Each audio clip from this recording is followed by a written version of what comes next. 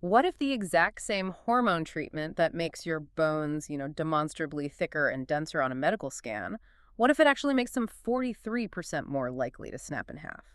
I mean, it sounds completely counterintuitive. Right. Today, we are looking at the massive and honestly often completely unintended structural domino effects of testosterone replacement therapy, or TRT. Yeah, and for anyone paying attention to health optimization right now, TRT is just everywhere. It really is. The clinics are ubiquitous, the promises of restored vitality are loud, and the usage rates are just, well, they're climbing exponentially.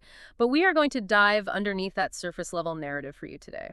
And what's fascinating here is that while TRT is undeniably an effective, necessary treatment for clinical hypogonadism, like when a patient's body truly cannot produce enough testosterone, the clinical data reveals a profound paradox. A paradox that a lot of patients probably don't know about. Exactly. Treating this one isolated hormonal deficit creates an entirely new set of mechanical and structural challenges for the patient. You don't just, fix the one issue without the rest of the body noticing. To help us navigate those downstream effects, we are synthesizing a really compelling stack of sources for this deep dive. We're looking at clinical guidelines from the Blood Project, a highly detailed retrospective study on testosterone-induced blood changes from Frontiers in Endocrinology, that one was published in January 2025, and the massive FDA-mandated Traverse clinical trial from the New England Journal of Medicine. It's a lot of dense data, but it paints a really clear picture. Yeah, and our mission for this deep dive is to look past the marketing and unpack the physiological chain reactions TRT triggers in your blood, your heart, and your bones. Right. Think of the body's endocrine system as a highly sensitive, tightly regulated ecosystem. If you introduce a massive new variable into that ecosystem, like a steady stream of exogenous testosterone, you don't just change the behavior of one species of animal. No, you really don't. You alter the flow of the rivers, you change the chemistry of the soil, and you fundamentally impact the structural integrity of the trees. The river analogy is actually the perfect place to start because the most immediate and profound physical change TRT causes happens directly inside the bloodstream. Which is what, exactly? Well, the medical term is erythrocytosis or polycythemia. Basically, it's an abnormal elevation in your red blood cell mass. Okay. The clinical data shows that men on TRT have a 315% greater risk of developing this condition compared to those who aren't on it. Wait, 315%? That is a massive jump. It is, and this physiological response is universal. Right. It doesn't just affect older cisgender men. Oh, really? Yeah, there was a comprehensive study of 511 transmasculine patients who had been on testosterone therapy for at least 12 months, and it revealed that 22% of them experienced a clinical episode of polycythemia. Okay, let's unpack this. Because if you are sitting out there listening to this, and especially if you are physically active or train heavily, having more red blood cells and more iron sounds like an incredible physiological upgrade. Right, it sounds like doping for endurance sport. Exactly. More red blood cells mean greater oxygen carrying capacity. That sounds like a pure performance benefit. So at what exact point does this upgrade cross the line into becoming a dangerous mechanical liability for the human body? The line is crossed when you move from enhanced oxygen delivery to hyperviscosity. Your blood literally becomes too thick. Like syrup. Exactly like syrup. The formal diagnostic threshold for erythrocytosis is an erythrocyte mass exceeding 125% of what is predicted for your sex and body mass. But practically, clinicians monitor hematocrit. Which is the percentage of your blood volume taken up by red blood cells, right? You got it. If that hematocrit number crosses 48% and pushes up toward 55%, the fluid dynamics of your blood change. When blood is that viscous, it strains the entire cardiovascular system. Because the heart has to push that sludge around. Right, the friction against the vessel walls increases dramatically. Most patients are asymptomatic in the early stages, but that hyperviscosity eventually leads to blurred vision, severe fatigue, unexplainable headaches, and numbness or tingling in the extremities called paresthesias. Blurry vision just from the sheer thickness of the blood pushing through those tiny microcapillaries. That is wild. It's a real mechanical strain. But let's dig into the biological mechanism here. How exactly does introducing exogenous testosterone flip the switch on red blood cell production so aggressively? Well, it initiates a triad of overlapping mechanisms. Yeah. First, a portion of the administered testosterone aromatizes, meaning it converts into estradiol. Okay, estrogen. Right. And that estradiol spurs the proliferation and survival of hematopoietic stem cells in the bone marrow. Those are the raw factories that pump out blood cells. Got it. What's the second mechanism? Second, the therapy causes a sharp spike in erythropoietin, or EPO, Oh. while simultaneously lowering the body's set point for it. So the body basically gets tricked into releasing this blood-building hormone at a much lower threshold than it normally would. Exactly. But the third, and really the most profound mechanism, involves its direct assault on a peptide hormone called hepcidin. Which brings us to the iron gates. For anyone familiar with iron metabolism, hepcidin is essentially the master regulator. It acts as the biochemical brake on the whole system. It does. Under normal conditions, hepcidin binds to ferroportin, keeping iron safely sequestered inside macrophages and preventing your gut from absorbing too much of it. So it's the gatekeeper. Exactly. But TRT violently suppresses hepcidin levels by more than 50%. It completely removes that biochemical brake, and it does so in a dose-dependent manner across all age groups. So the gates just fly open and systemic iron floods the body. Yeah, the lower the hepcidin, the greater the iron availability. Your body absorbs massive amounts of iron and immediately uses it to fuel this runaway, unregulated red blood cell production. And this isn't just a temporary adaptation, is it? No, crucially, it's not. This hepcidin suppression persists throughout the entire duration of the TRT treatment. It fundamentally and permanently alters how your body processes iron for as long as you are taking the drug. Which naturally leads us to the timeline and, I guess, the vulnerability of the patient.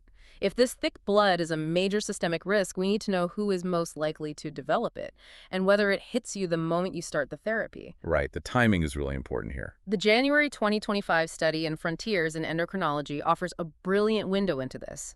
They tracked 247 patients in Switzerland with a relatively young median age of 47. And their numbers were pretty striking. The hematocrit numbers they recorded are alarming.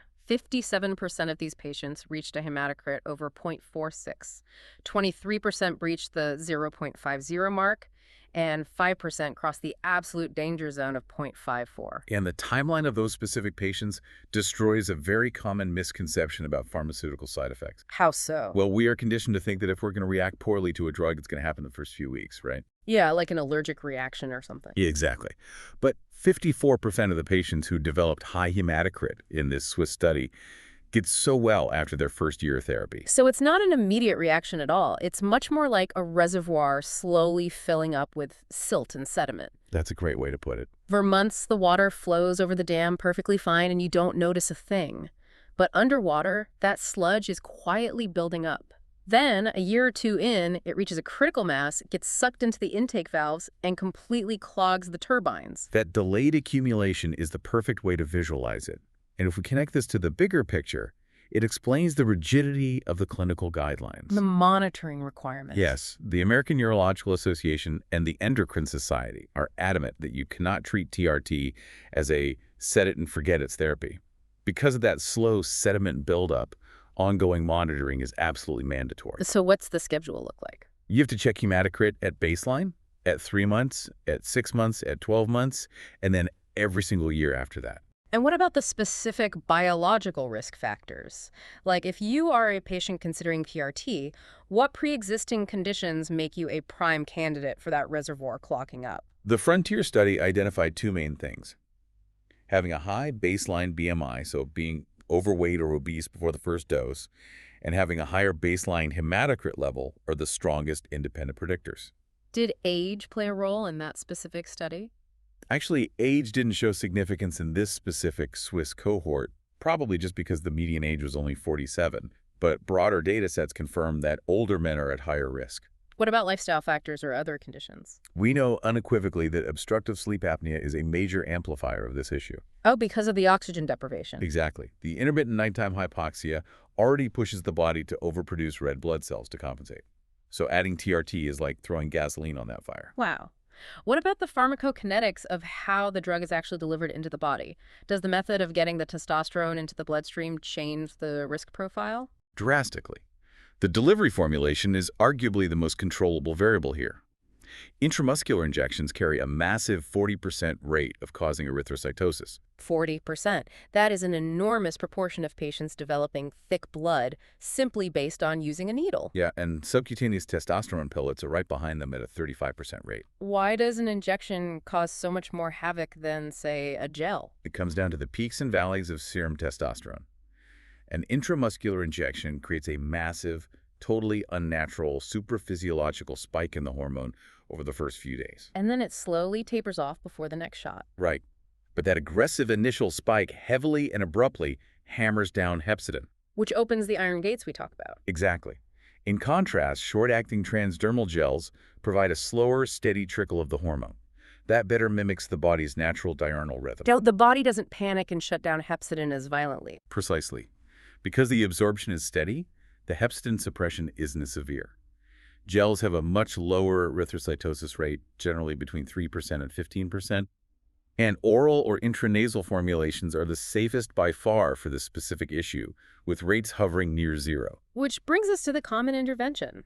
If a patient crosses that 54% threshold, which the European Association of Urology considers an absolute danger zone, the guidelines mandate intervention. They do. You have to act at that point. For a lot of guys managing TRT, going to a clinic for therapeutic phlebotomy, literally having 500 milliliters of blood drained into a bag, just becomes a routine chore to manage their hematocrit. Yeah, bloodletting, essentially. But drawing off a pint of blood is essentially just a mechanical band-aid for the hyperviscosity, isn't it? It doesn't fix the underlying hepcidin suppression. It is entirely a mechanical band-aid.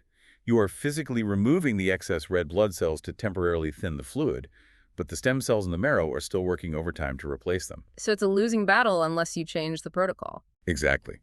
The definitive medical solutions are to reduce the testosterone dose or halt the therapy entirely until the hematocrit drops back to a safe level. If you have this sediment-filled, syrupy blood running through your veins, it naturally begs the question, what is happening to the pump that has to push it? The heart? Right.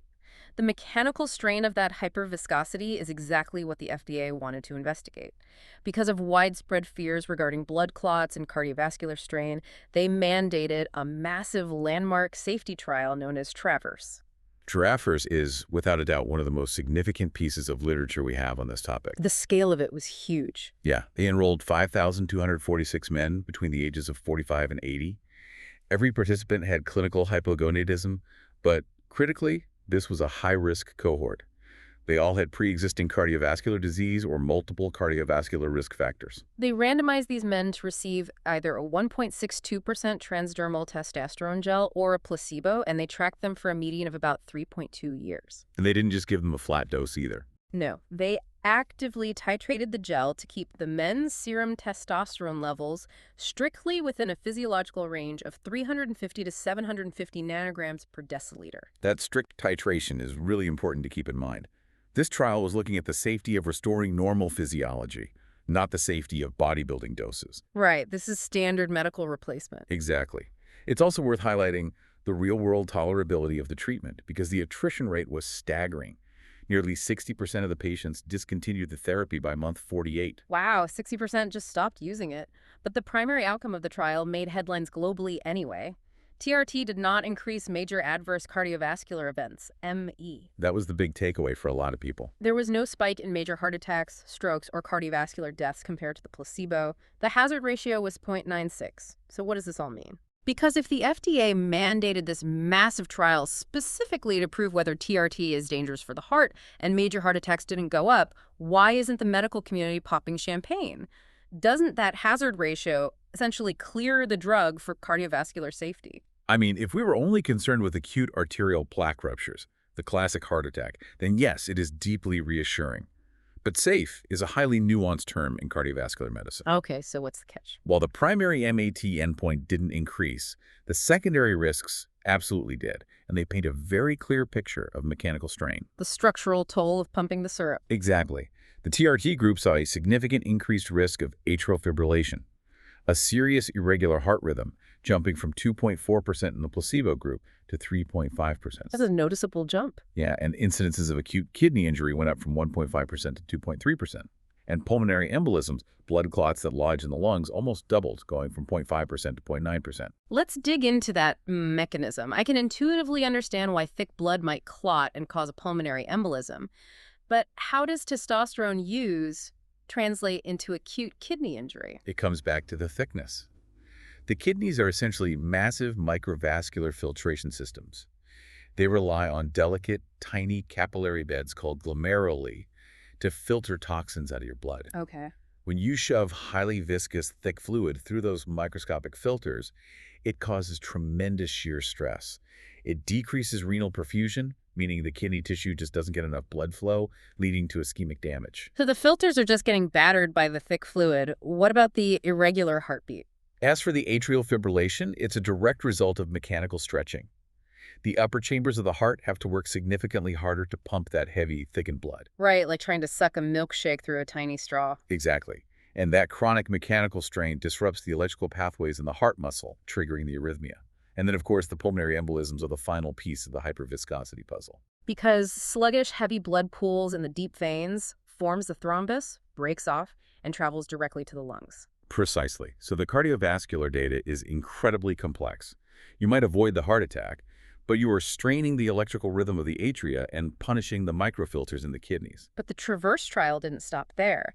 They included a pre-specified secondary analysis on bone fractures, and this is the part of the data that completely shatters conventional wisdom. Yeah, the bone fracture analysis yielded the most consequential and, honestly, paradigm-shifting finding of the entire 3-year trial. The raw numbers are just stunning. The men applying the testosterone gel had a 43% higher risk of clinical fractures compared to the men rubbing on the placebo. A 43% increase. The hazard ratio was 1.43. We are talking about 91 confirmed fracture events in the TRT group versus only 64 in the placebo group. And just like the delayed accumulation of the thick blood we talked about earlier, the timing of the fractures tells a distinct physiological story here. Yeah, it wasn't immediate. No. The Kaplan-Meier curves, which track the fracture rates over time between the two groups, they don't separate on day one. They begin to diverge visibly around 12 months. And from that 1-year mark onward, the gap just keeps widening. Right. And it wasn't just isolated to the wrists where a guy might instinctively stick his hand out to catch a fall. The fractures happened across all skeletal sites. Upper extremities, lower extremities, ribs, and the spine. Everywhere. Furthermore, it happened consistently across all the demographic subgroups they analyzed. Younger men, older men, men who started with the absolute lowest baseline testosterone levels. None of them gained any structural protection from the therapy. They all saw the increased risk. Which brings us face to face with the BMD paradox. Yeah, this is the really crazy part. Because for over a decade, previous studies, most notably the landmark T trials, demonstrated that TRT objectively increases volumetric bone mineral density. It adds measurable mass to the skeleton. It does. Even the DXA scan substudy embedded within the TRAVERSE trial itself confirmed this exact phenomenon. They recorded a 1.1% increase in spine bone mineral density in the men on testosterone. Here's where it gets really interesting, because it fundamentally challenges how we visualize biological strength. It really does. It sounds exactly like pouring concrete into the foundation of a building. If you put that concrete on a scale, the total weight or density registers as heavier. But if you mix the concrete poorly and it cured with millions of microscopic air bubbles trapped inside, the structure itself is vastly more brittle. It is much more prone to snapping under pressure. Even though technically there is more mass there? That concrete analogy beautifully illustrates the failure of our diagnostic tools. For decades, the medical community has relied on bone mineral density BMD as the ultimate surrogate marker for bone strength. If the scan said the bone was denser, we just assumed it was harder to break. Exactly. But TRAVERSE proves unequivocally that BMD is an imperfect surrogate. You can possess heavier, denser bone that is structurally inferior. So how is the exogenous testosterone creating those microscopic air bubbles inside the living bone? What is the actual mechanism? The primary biological theory centers on cortical bone remodeling and transient porosity. Bone is not static, It is constantly being destroyed by cells called osteoclasts and rebuilt by cells called osteoblasts. It's a continuous turnover. Right, and testosterone aggressively upregulates this entire turnover process. The theory is that the osteoclasts are digging resorption cavities, the tiny holes to clear out old bone, much faster than the osteoblasts can lay down new mineral to fill them in. Ah, so they're excavating faster than they can pave. Exactly. Over a 3-year period, this uncoupling creates localized porosity and accelerates the thinning of the hard outer cortical bone. Are there any other hormonal factors at play there? Yeah, additionally, exogenous testosterone heavily suppresses the body's endogenous production of FSH, or follicle-stimulating hormone. We are now learning that FSH has its own independent, complex regulatory effects on bone remodeling, and shutting it down may further weaken the architecture. It also seems impossible to ignore the behavioral variables here. Oh, absolutely. If a man in his 60s starts TRT, his energy levels go up. He is likely walking more, lifting more, and perhaps engaging in physical activities he hasn't attempted in a decade. He's feeling great, so he's doing more. Right. If you combine that increased behavioral risk-taking with the potential for dizzy spells or syncope caused by the thick, hyperviscous blood we just discussed, it creates a perfect storm for an accidental fall. The behavioral aspect absolutely contributes to the fracture rate. But regardless of the exact ratio between structural porosity, FSH suppression, and behavioral falls, this raises an important question. Which is? How must the medical community adapt? The clinical translation of this trial is unambiguous.